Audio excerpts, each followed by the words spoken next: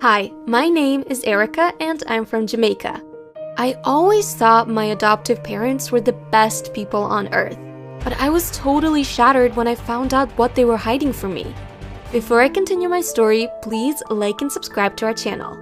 Growing up, I felt nothing but love from mom and dad, especially since I had a rare skin condition called xeroderma pigmentosum. It basically means my skin is sensitive to sunlight. I was homeschooled and I had everything I needed, including an indoor swimming pool, tennis court, and garden. I really didn't feel the need to venture into the outside world until Milan moved in next door. Milan was the cutest 16-year-old boy I'd ever seen, and with his bedroom opposite my own, it was easy to catch glimpses of him during the day. A few weeks after he'd moved in, he caught me looking at him, and my face turned red as a tomato. I quickly closed my curtains. When I peeked out again, he stuck a piece of cardboard with his number on it. Now, I don't usually do things like that, but I entered the number into my phone and that's how we began to chat online. One afternoon, the doorbell rang and mom answered it. It was Milan. Good evening. I came to ask your permission to take Erica out on a date. I've heard about you, Milan, and there is no way my Erica is going to be seen with a gang leader. Mom slammed the door in his face and I snuck back to my room, shocked. A gang leader? Mom must be mistaken. Gang leaders are vile, obscene, tattooed creatures. Milan was respectful, funny, and well-educated. I quickly messaged Milan and told him I'd love to go out with him, and I'd meet him by the corner in 15 minutes. I slipped on a cute outfit and quickly made my way to the corner where Milan was standing. Hi. Hi, you look beautiful. I blushed. Thank you. First, we went to the movies, then decided to get something to eat at the Chinese restaurant a few minutes away. As we were waiting, an older lady kept staring at me and I shifted uncomfortably in my seat. What's wrong? It's her. Milan held my hand. Well, you are the most beautiful girl in the world. Why wouldn't she stare? Milan closed his eyes and leaned forward. Was this going to be my first kiss? My stomach bubbled and I prayed I didn't throw up in Milan's lap. I leaned forward and... Milan swore under his breath as he leaned back. Before us stood a middle-aged man and woman. It's you, isn't it? My baby. Doesn't she look like Kaylee? She clung to the man. What are you talking about? I'm not your baby. We lost you about 15 years ago. Okay, I think it's time for us to leave. Milan held my hand as we slid out of the booth. The woman grabbed my hand. You are my baby. I just know it. Tears streamed down her face. Are you crazy? What is wrong with you? Let me go. I tried to pull my hand free, but the woman refused to loosen her grip. The man turned the woman's face to him. Baby, you have to let her go. She released me and buried her face in the man's chest as she cried. Milan and I quickly left the restaurant without our order. As I lay in bed that night and recalled the events of the evening, I couldn't sleep. I decided to go to the kitchen to get a warm glass of milk to help me sleep. As I passed Dad's office, I heard muffled voices. We need to leave. Why? She snuck out. If she continues to see that boy, she'll realize she isn't really sick. We can't have anyone finding out about who she really is. Where will we go? We don't even have a passport for Erica. I'll get that organized. Tie up loose ends here because tomorrow we need to head to the airport. I snuck past the office and left the house. I threw pebbles at Milan's bedroom window till he opened it. Milan snuck me in through the back door and we went up to his room. After I told him everything, he looked at me. So, what are you gonna do? I'm not sure, but I don't want to be away from you. Milan pulled me into a kiss and I melted into him. When he pulled away, he tucked my hair behind my ear. We'll come up with a plan tomorrow, okay? Get some rest tonight. Milan walked me to his front lawn and watched as I crossed the road to return home. As I crossed the street, a car screeched to a halt next to me and I was dragged into the car. I screamed for Milan, but the car sped away before he could respond. I struggled hard until I realized the man who held me was the same man from the restaurant. Soon we came to a small house that we hustled into quickly. We are so sorry we did that, but I didn't want to lose you again. The couple proceeded to tell me that when I was a year old, they were traveling with me when I was kidnapped at the airport. But we never stopped looking for you. I was here visiting my sister when I saw you. The man brought out some photo albums and showed me pictures of their daughter Kaylee and other members of their family. I was wondering if you'd be willing to take a DNA test. As crazy as it sounded, I said yes.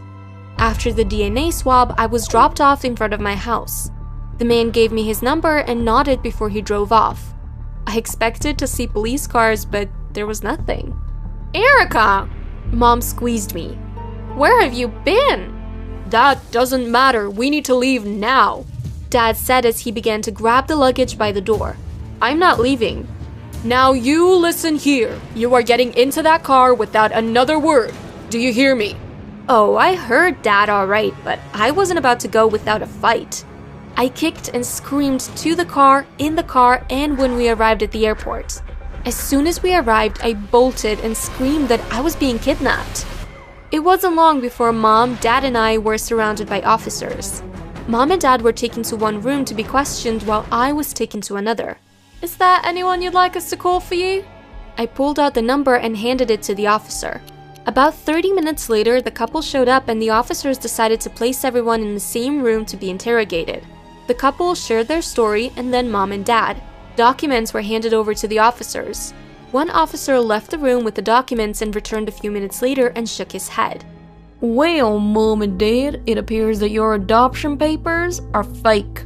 Not only were they fake, but after further investigation, the officers revealed that Mom worked at the same airport where the couple lost their baby 15 years ago. As for me, I was whisked away to a foster family until the DNA results came back. At nights, I'd sneak text and call Milan from my foster mother's cell phone to tell him how miserable I was and how much I missed him. 2 weeks later, a social worker visited me. I'm sorry to inform you, but your biological parents died in an accident last night. Your DNA tests prove they were your real parents. I was devastated. You'll have to stay in foster care until a family member decides to take you in. That night, I woke up to someone covering my mouth.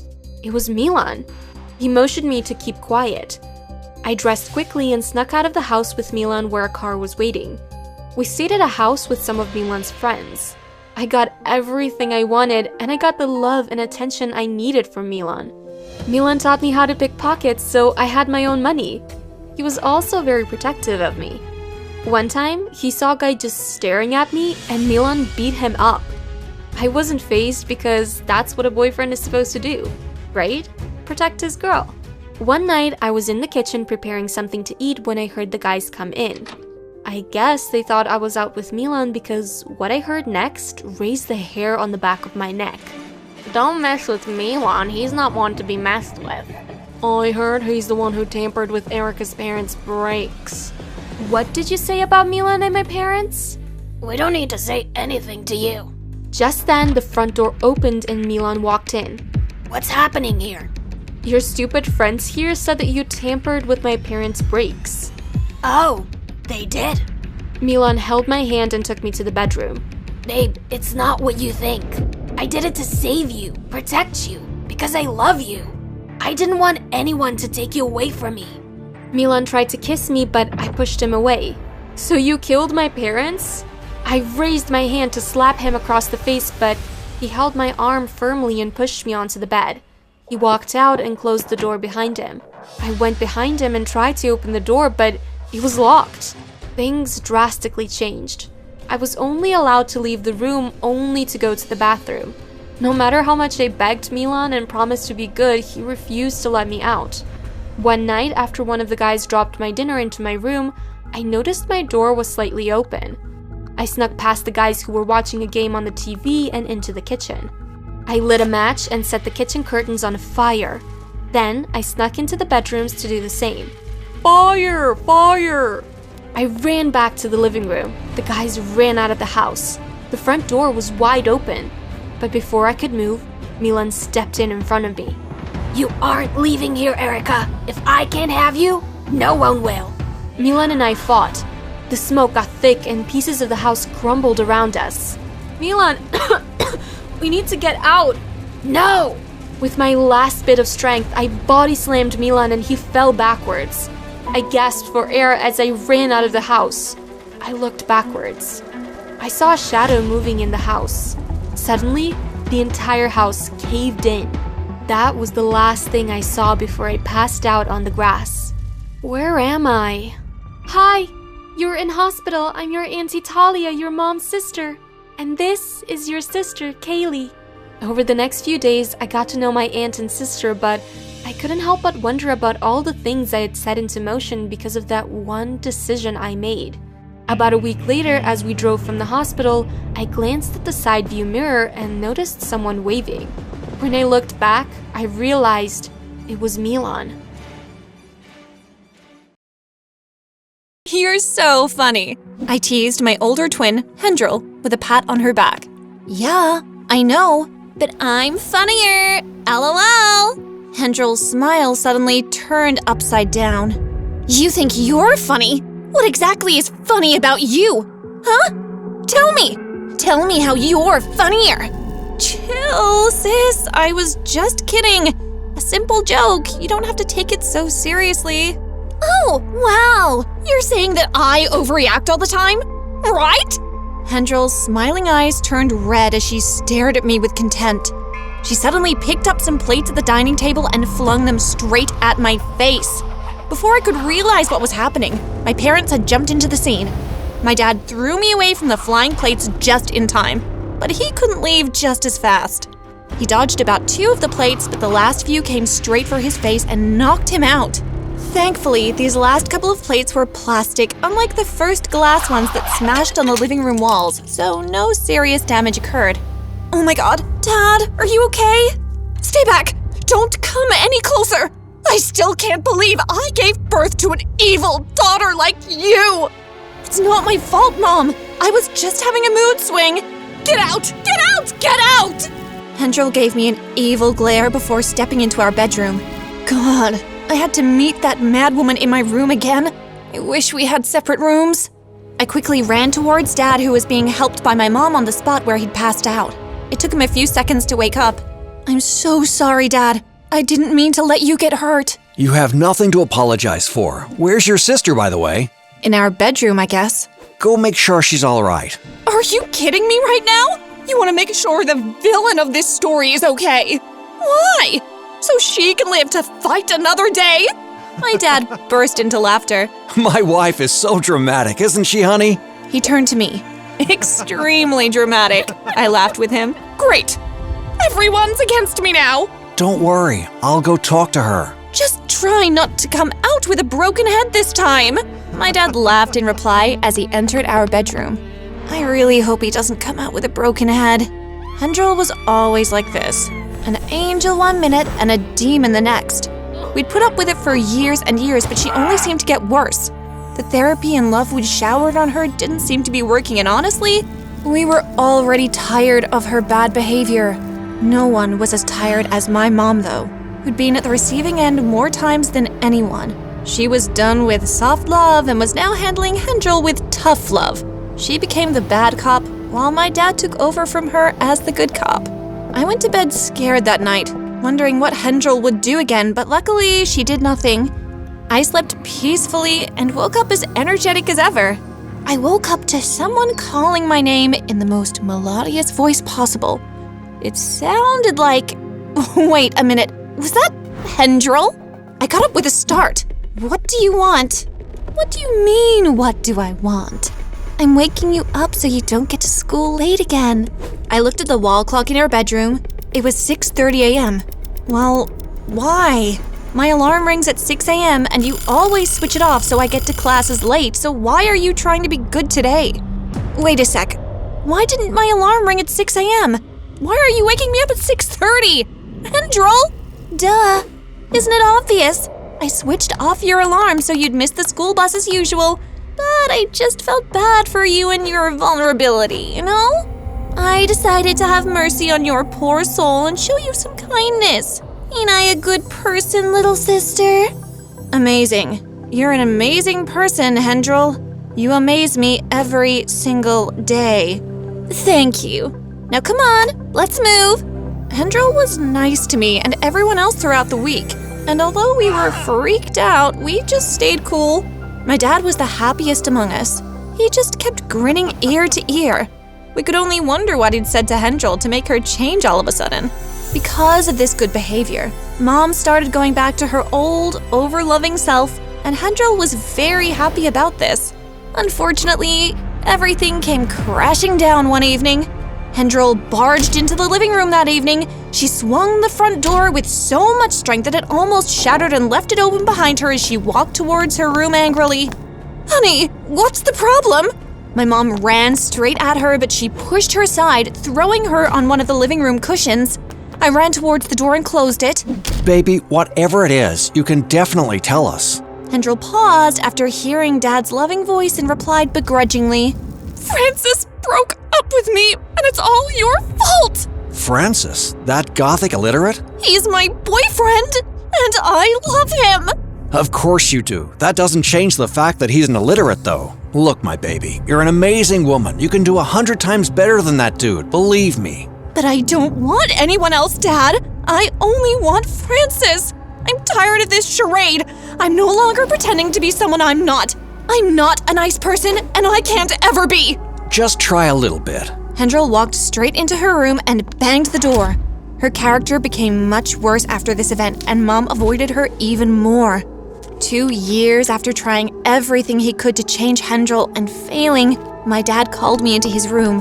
Heather, I know you've had to be the mature one for most of your life, and I'm sorry about it.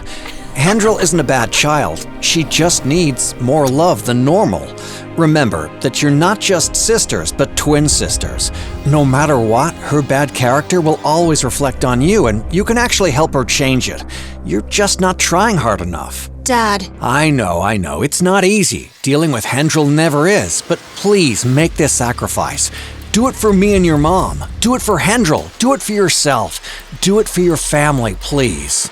I thought long and hard about my decision with my father and wondered what to do to make Hendril a better person, but I kept coming short of ideas. Suddenly, a crazy idea popped into my head on one cold, windy afternoon. It was kind of a stupid idea, but it was an idea nonetheless. Hendril always complained that she acted out 60% of the time because of how people treated her, and people treated her this way because of her existing bad character. So, what if I turned things and made people unable to judge her solely based on her previous actions? I was the angel, and Hendril was the demon. What if no one could distinguish between the angel and the demon? Then everyone would be forced to treat us equally, and that would mostly be in a nice way. We were already identical twins. All that we needed was to change our dress sense and mannerisms and make them the same. Simple.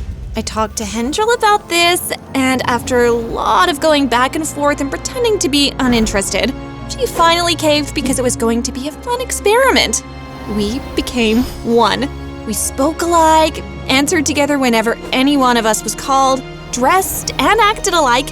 At some point, it became difficult for our parents, classmates, teachers, and friends to differentiate between us. But something was about to bring the walls of my hard work crashing down, and it was closer than everyone expected. Like this video and subscribe to our channel if you haven't already.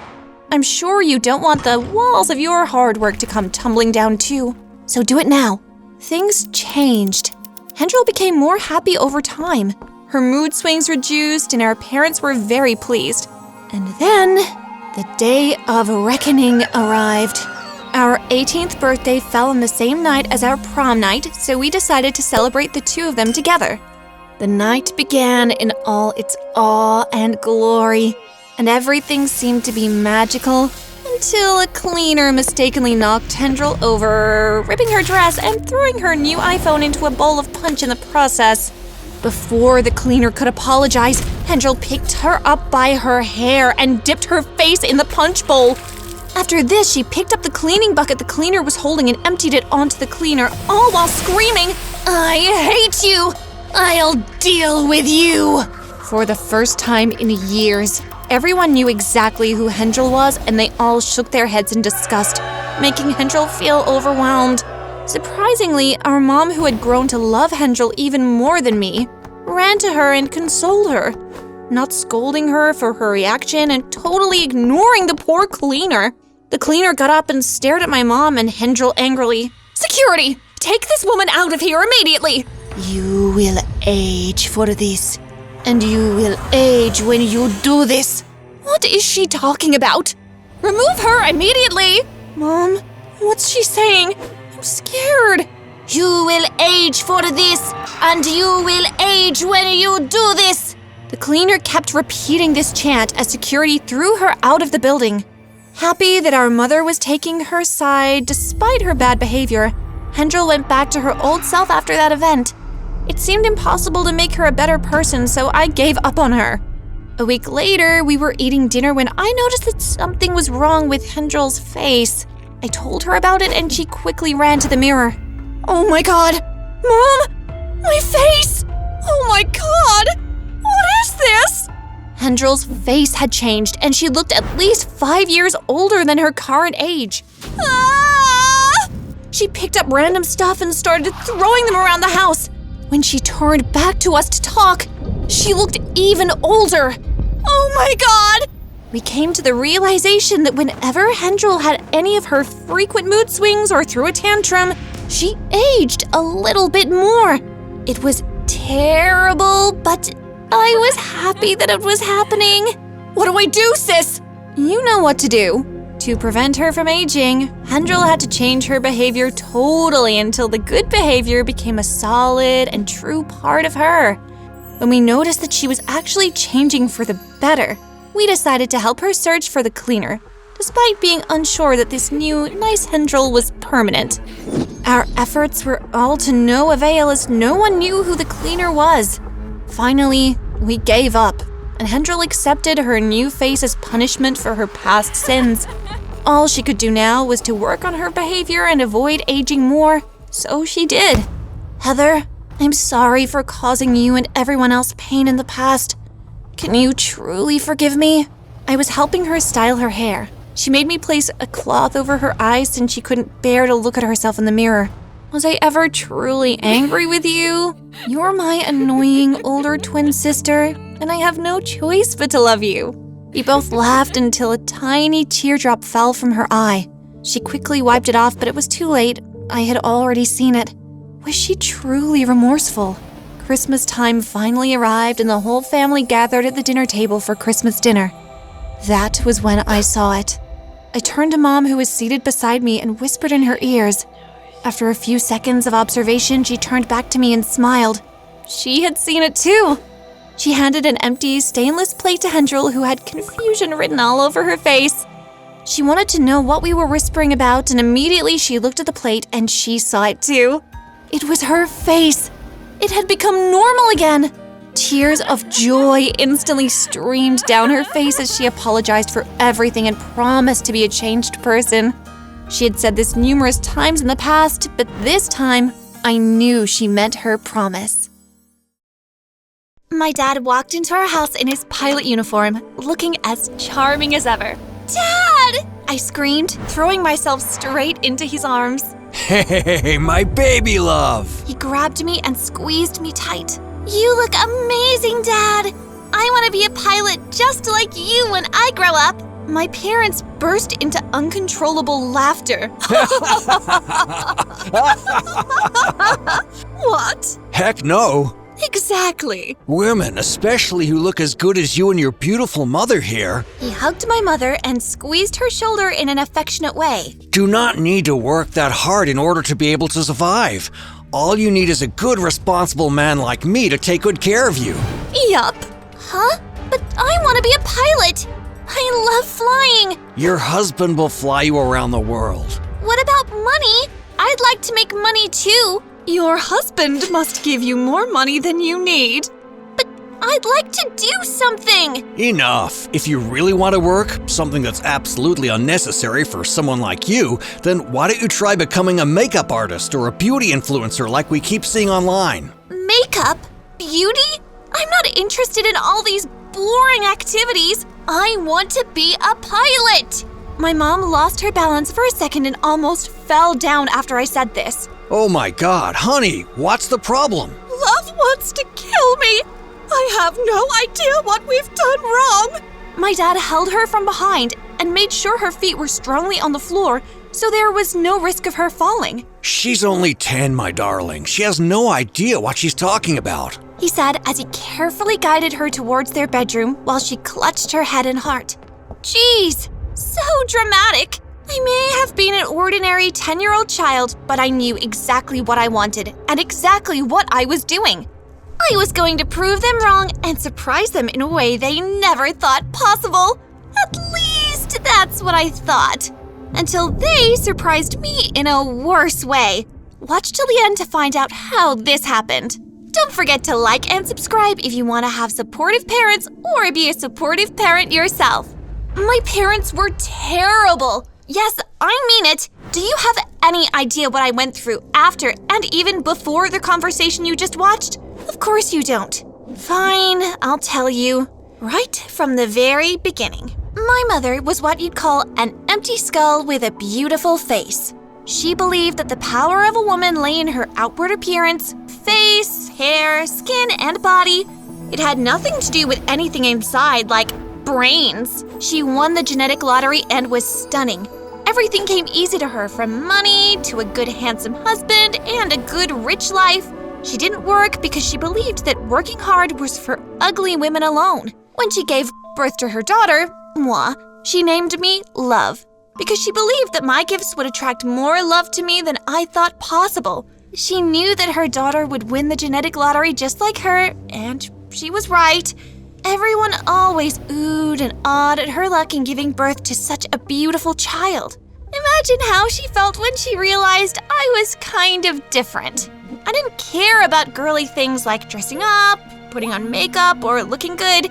I enjoyed reading, schooling, working hard, and my dream, surprise, surprise, was to become a pilot like my father. You know what happened when I told them my dream career for the first time already? My mother almost fainted. Imagine that! I vowed to live a life that would prove them wrong, but my parents didn't plan to make it easy for me, especially my mom. She started doing crazy things like changing my homework answers in the middle of the night so I'd fail, making the house noisy and impossible to read in, and so much more terrible stuff. Anything to stop me from studying harder and becoming an embarrassment. My mom seized my laptop and phone when she saw that they were also aiding me with study. And she even went to the extreme of trying to withdraw me from school. Luckily, my father did not allow her to proceed. It was a terrible childhood indeed, but I could do nothing else but manage through it all, knowing that I was fortunate to have rich parents who cared about me a little bit, while waiting for the time when I'd be old enough to run away, live on my own, be whatever I wanted, and never return, ever. Love!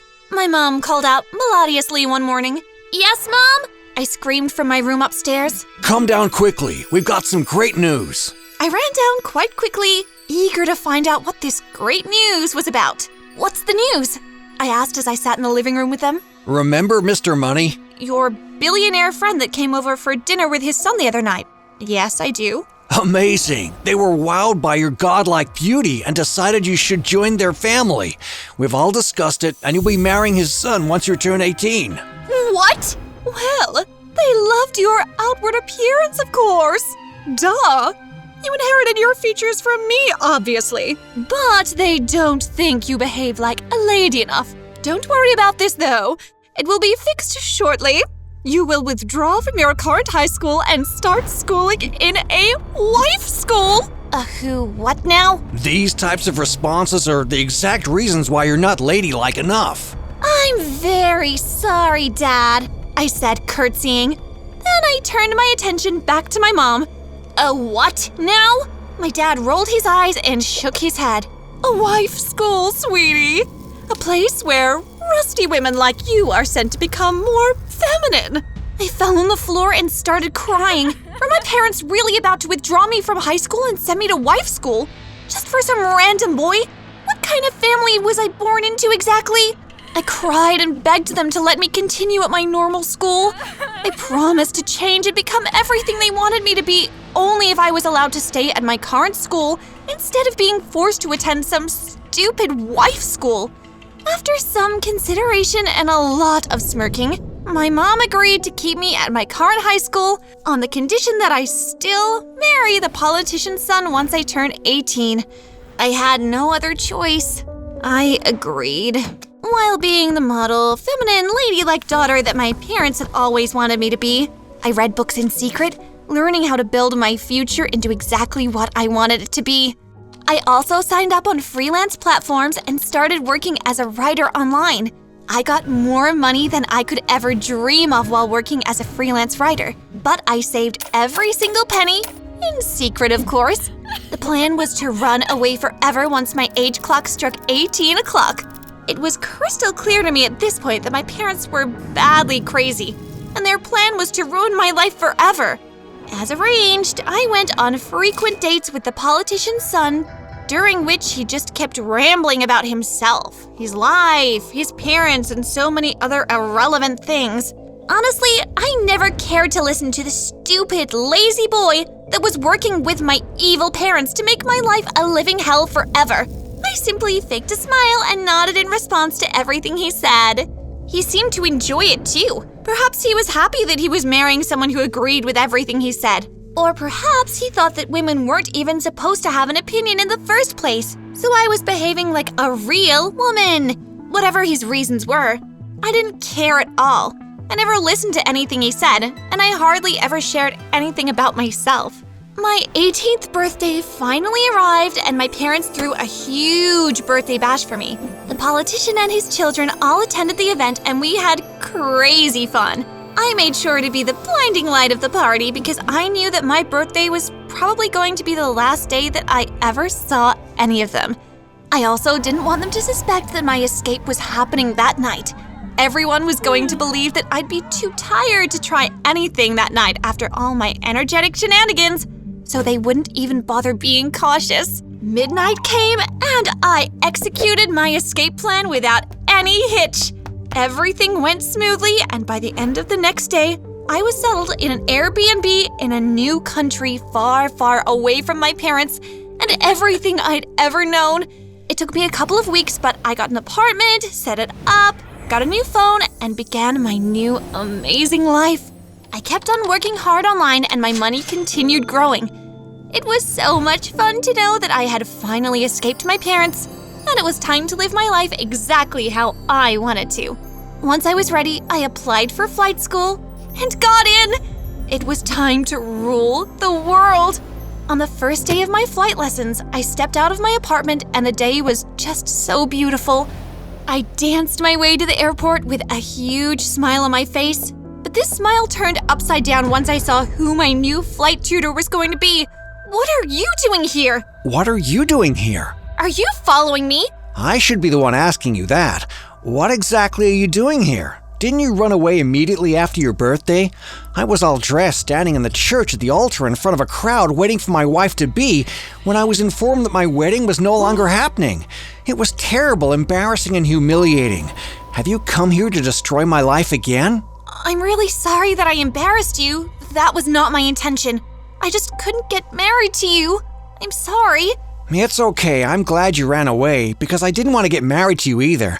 My parents were forcing me into it, and I didn't have the guts at that point to refuse them. I'm surprised that a 20-year-old billionaire can't say no to his dad. Actually, I'm a billionaire's son, not the actual billionaire. We both laughed. So, what are you doing here? Did you change your mind? Nope. Thank God. We laughed again. I'm here for flight lessons, and it seems you're my tutor. He looked down on the onboarding documents that he was holding. Oh, that's right. I apologize. Get in. You're not gonna tell my parents or yours where I am, right? Absolutely not. On one condition, though. Should have known he was pure evil. What? I asked a little too harshly. I'll keep your secret only if you keep mine. You can't tell my parents or yours where I am either, he said, winking. I blushed a little bit and accepted his condition. Mr. Money's son and I got closer and closer over time. The more time we spent together, the more we liked each other, and I was finally listening to everything he had to say. And boy, were they interesting! This guy was a rebel, just like me. A quiet rebel, unfortunately. His parents wanted him to become a politician, but he wanted to become a pilot just like me, and took private lessons in secret. When I escaped and he was left standing all alone at the altar, he finally built the courage that he'd needed all this while, and he told his parents what he actually wanted for the first time in his life. They were disappointed, but he didn't care. He left them and came to begin a new life in a faraway place, only for him to meet the girl who ran away from him and set him free. Don't you think this was fate? He asked me one day, and I blushed because I felt the same way. We bonded over our weird and dramatic parents and kept going out, falling in love with each other over and over again. Our parents were very happy to hear that we were finally getting married, but their relationship was already estranged, and we never went back for fear of our new happy life being torn apart by our psycho parents.